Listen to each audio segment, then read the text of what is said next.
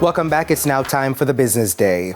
Local renewable energy company Wigton Windfarm says it made higher profit in its first quarter ended June. The company's latest unaudited results show post-tax earnings of 166 million Jamaican dollars, up from the 68 million Jamaican dollars made after tax for the same period in 2023.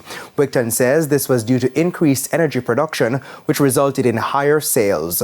Looking at revenues, Wigton Windfarm made over 622 million Jamaican dollars for the 3 months, up from 491 million last year. Other income brought the quarter's total revenue to $712 million, a 15% increase.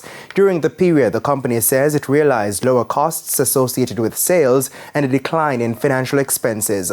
Wigton says it's looking forward to increasing its investments in clean energy.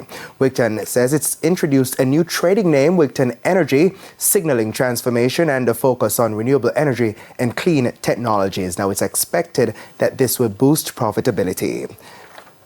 Some more company news now. The initial public offer IPO for pharmaceutical distributor R.A. Williams has closed.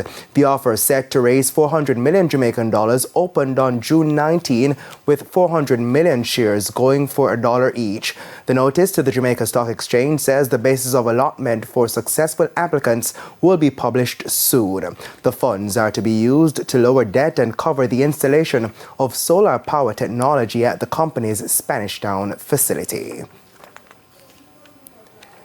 And a correction to an earlier story we carried, the agreement between the USA and Jamaican government to collaborate on a desalination project is for 60 million Jamaican dollars. We incorrectly stated that it was 60 million US dollars, and we apologize for that error. Now, please stay with us. We head to a quick break. When we come back, we'll have stories from overseas.